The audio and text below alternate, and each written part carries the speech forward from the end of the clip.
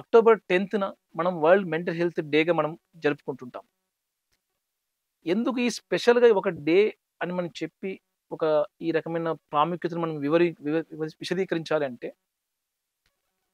Mental health యొక్క అవగాహన గాని, మెంటల్ హెల్త్ యొక్క దాని ఇంపార్టెన్సు, దాని అవగాహన, దాని జబ్బులకు సంబంధించిన ట్రీట్మెంట్ విధానాలు దాదాపుగా చెప్పాలంటే అవసరమైన వాళ్ళలో 100 మందిలో ఒకరు నుంచి ఒక ముగ్గురు మాత్రమే దీన్ని ట్రీట్మెంట్ తీసుకుంటున్నారు. అంటే ఇంత తక్కువగా అవేర్‌నెస్ ఉన్నది. పైగా చాలా మందిలో ఒక స్టిగ్మాగా కూడా దీన్ని, అంటే ఒక చిన్న చూపులాగా, ఒక తక్కువ చేసి చూస్తారు నన్ను, ఒక సైకియాట్రిక్ కండిషన్‌లో మనం అఫెక్ట్ అయ్యాము అని చెప్పడం. ఇలా అటువంటి ఆత్మ న్యూనత భావాలతోటి వీళ్ళు ఎక్కువగా కుచించుకుపోయి ఉంటారు.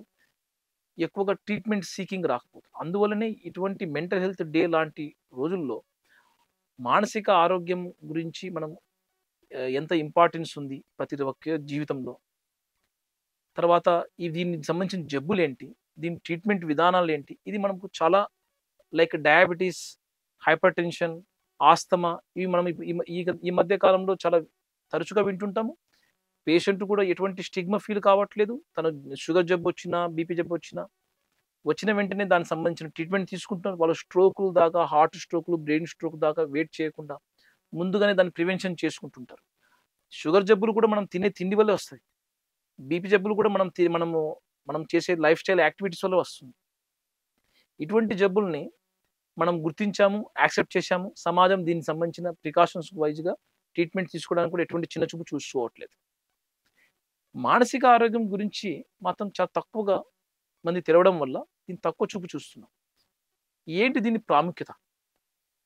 మానసిక ఆరోగ్యం అనేదే మాత్రమే నువ్వు ఫిజికల్‌గా ఎంత స్ట్రాంగ్ ఉన్నా, ఫిజికల్‌గా నువ్వు ఎంత అందంగున్నా, ఫిజికల్‌గా నువ్వు ఎంత ఏ రకమైన దేహదారుఢ్యంగా ఉన్నా గూడా, మానసిక ఆరోగ్యం ఉన్నప్పుడే నువ్వు సక్సెస్ వరకు నీ గమ్యాలను చేరవేయగలుగుతావు. నీకంటూ ఒక యాటిట్యూడ్, ఒక ఐడెంటిటీ క్రియేట్ అవ్వడం జరుగుతుంది. వచ్చిన సక్సెస్ నువ్వు ఎంజాయ్ చేయాలి, వచ్చిన సమస్యను నువ్వు అధిరోహించాలి అన్నా కూడా మానసిక ఆరోగ్యమే ఇంపార్టెంట్. సో, మనసు యొక్క ఆరోగ్యము మన ప్లానింగ్‌ని, మన గోల్‌ని, మన ఎగ్జిక్యూషన్‌ని డిసైడ్ చేస్తుంది. అంటే ఈ ప్రాసెస్‌లో వచ్చిన ఎమోషన్స్, ఈ ప్రాసెస్‌లో వచ్చిన ఆలోచనలు, డిస్ట్రాక్షన్, గోల్ డైరెక్టెడ్ వచ్చిన ఇంపల్సెస్ వీటన్నిటిని కూడా కంట్రోల్ చేసుకుంటూ ఒక గమ్యం వైపు నడిపించడము, సక్సెస్‌ని వచ్చాక ఎంజాయ్ చేపించడం, ఇవన్నీ కూడా మానసిక ఆరోగ్యంతోటే సాధ్యం. సో, కాబట్టి ఈ మానసిక ఆరోగ్యం సంబంధించిన జబ్బులు ఏవైతే మనకు ఆహ్, ఆ వ్యక్తిని టెంపరరీగా గాని, లేకుంటే పర్మనెంట్‌గా గాని సరళమైన ఒక రీతిగా ఉండే సరళ రీతిలో ఉండే ఆలోచనలు చేయలేకుండా కాంప్లికేటెడ్‌గా ఇబ్బంది పడుతుండడం. వాటి వల్ల ఎమోషన్స్, ఫీలింగ్స్ ఎక్కువగా అవి డామినేట్ చేస్తూ ఆ రోజుని కరంగా చేస్తున్నాయన్నప్పుడు, వీటిని కొన్ని జబ్బులుగా చూస్తుంటాము. కొంత టైమ్ పీరియడ్ వరకు ఇటువంటి సమస్యలతో బాధపడుతున్న వాళ్ళని మన మెడికల్ డయాగ్నోసిస్ పరంగా, ఒక క్లాసిఫికేటివ్ సిస్టమ్ పరంగా ఒక క్రైటీరియా పెట్టుకొని మనం దీన్ని జబ్బుగా గుర్తించి ట్రీట్మెంట్ చేయడానికి, ఈ జబ్బులు ఏవైతే ఉన్నాయో ఆ మనిషిని ఐడెంటిటీ ఒక టాటూ ఇవ్వడం కాదు. ఇవి సరియైన ట్రీట్మెంట్ జరగడానికి ఒక క్లాసిఫికేషన్ సిస్టమ్‌లోకి అమర్చడానికి, అటువంటి ట్రీట్మెంట్ ఇవ్వడానికి ఒక హోమోజీనస్ సిస్టమ్ తయారు చేసుకోవడానికి మనం ఈ డయాగ్నోస్ ఇచ్చుకున్నాం. ఈ సైకియాట్రిక్ కండిషన్స్ ఏం ఎటువంటిగా ఉన్నాయంటే, యాంగ్జైటీ సమస్యలు చాలా కామన్‌గా పబ్లిక్‌లో ఉంటాయి. డిప్రెషన్ సమస్యలు అంటే మూడ్ సమస్యలు. తర్వాత alcohol, tobacco, drugs, substance use disorders అంటారు. ఇటువంటి సమస్యలు. తర్వాత సిజోఫ్రీనియా, సైకోసిస్ లాంటి సమస్యలు, బైపోలార్ డిజార్డర్ లాంటి సమస్యలు. తర్వాత eating disorders, childhood neuro developmental disorders like autism, ADHD conditions. తర్వాత చిన్న చిన్న phobia, adjustment disorders, somatoform disorders, psychosomatic disorders, personality disorders, sexual disorders, sleeping disorders, ఇలాంటి రకరకాల కేటగరీస్ తోటి మనము సైకలాజికల్ యొక్క ఆరోగ్యాన్ని మనము కొన్ని విభాగాలుగా చేసుకుంటూ, వాటి కేటగరీ చేసుకుంటూ సరియైన ట్రీట్మెంట్ చేయడంలో ఉపయోగపడుతుంది. మానసికంగా ఆరోగ్యం కాపాడుకోవడం ఎలా?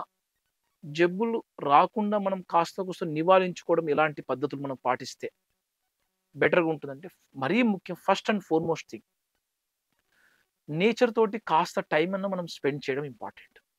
మనం ఎంత బిజీగా ఉన్నా కూడా, ఎంత ప్రొఫెషన్ మనకు డిమాండ్ చేస్తున్నా కూడా, ప్రొఫెషనల్‌గా మనం బర్న్‌ఔట్ కాకూడదు. అంటే ప్రొఫెషనల్‌గా మనం ఎగ్జాస్ట్ కాకూడదు. అటువంటి టైంలో స్ట్రెస్ గురి కాకూడదు. ఇవి 2 అంటే ఎగ్జాస్ట్, స్ట్రెస్ ఇవి 2 వేరు వేరు. ఇవి రెండిటికి గురి కాకుండా మన ప్రొఫెషన్‌ని, మన మన రిలేషన్‌షిప్‌ని, మన ఫ్యామిలీ లైఫ్‌ని, మన సోషల్ లైఫ్‌ని లీడ్ చేయాలంటే, మనం కాస్త నేచర్ తోటో, కాస్త నేచర్ దగ్గరగా మనం కొంత టైమ్ స్పెండ్ చేయాలి. డైలీ ఒక 20-30 మినిట్స్ తగు వ్యాయామం చేసుకోవాలి. వాకింగు, కొద్దిగా చిన్న ఎక్సర్‌సైజు, ఏరోబిక్ ఎక్సర్‌సైజ్ లాంటివి. సమతుల్యమైన ఆహారం తీసుకోవడం ఇంపార్టెంట్. అంటే బ్యాలెన్స్ డైట్. అంటే మనకు కొన్ని కొన్ని సార్లు మనకు ఎక్సైట్‌మెంట్ చేస్తాయి. తొందరగా మనకు ఆకలి నింపేస్తాయి. రిలాక్స్ చేస్తాయని చెప్పేసి కూల్ డ్రింక్‌గా, పఫ్ఫులు, ఎక్కువ జంక్ ఫుడ్డు, సమోసాలు ఇలాంటి వాటి పైన డిపెండ్ అవ్వడం కన్నా, మనం రొటీన్‌గా ఒక లెగ్యూమ్సు, ఫ్రూట్సు, వెజిటబుల్సు, రైసు ఇలాంటి వాటితో కూడా మనము ఆరోగ్యాన్ని ఎక్కువ సేపు, ఎక్కువ టైము మనం బ్యాలెన్స్ డైట్‌లో తీసుకోవడం ఇంపార్టెంట్. తర్వాత మూడోది ఇంపార్టెంట్ ఏంటంటే సోషల్ కనెక్టెడ్‌నెస్. అంటే నువ్వు నీ చుట్టుపక్కల వాళ్ళతో గాని, నీ ప్రొఫెషనల్ వాళ్ళతో గాని, నీ కమ్యూనిటీ వాళ్ళతో గాని, నీ ఫ్యామిలీతోటి ఎంత రిలేషన్‌షిప్ ఎంత క్వాలిటీగా నువ్వు మెయింటైన్ చేస్తున్నావు? ఎంత కనెక్టెడ్‌గా ఉండగలుగుతున్నావు? ఏదైనా సమస్య వచ్చినప్పుడు నువ్వు షేర్ చేసుకోగలుగుతున్నావా? నీ నీకు ఏదన్నా ఒక ఆటంకం ఏర్పడినప్పుడు, ఒక ప్రాబ్లమ్ ఏర్పడినప్పుడు సొల్యూషన్ కోసం నువ్వొక్కడే ప్రయత్నం కన్నా, ఒక ఇద్దరు, ముగ్గురు బ్రెయిన్స్ మనం సహాయం డిస్కషన్ చేయగలిగితే, వాళ్ళ ఐడియాస్ బ్రెయిన్ స్టార్మ్ చేయగలిగితే, మనకు సమస్య పరిష్కారాలు కూడా మనకు ఈజీగా దొరికేస్తుంటాయి. సో, మానసికంగా మనం అక్కడ ఆరోగ్యాన్ని పాడు చేసుకోకుండా మనం కాపాడుకోగలుగుతాం. నువ్వు మానసికంగా అనారోగ్యంలో ఉన్నప్పుడు, లేకుంటే టెన్షన్, డిప్రెషన్‌లో విపరీతంగా ఇబ్బందిలో ఉన్నప్పుడు, నువ్వు ఆల్కహాలు, టొబాకో, డ్రగ్స్ లాంటివి నువ్వు రిలీఫ్ కోసం, ఆ రోజు నిద్ర కోసమో, ఆ రోజు పరిష్కారం కోసమో తీసుకున్నావనుకోండి. నువ్వు తీసుకునే విధానము చాలా రిస్కీగా ఉంటుంది. చాలా హైగా క్వాంటిటీగా ఉంటుంది.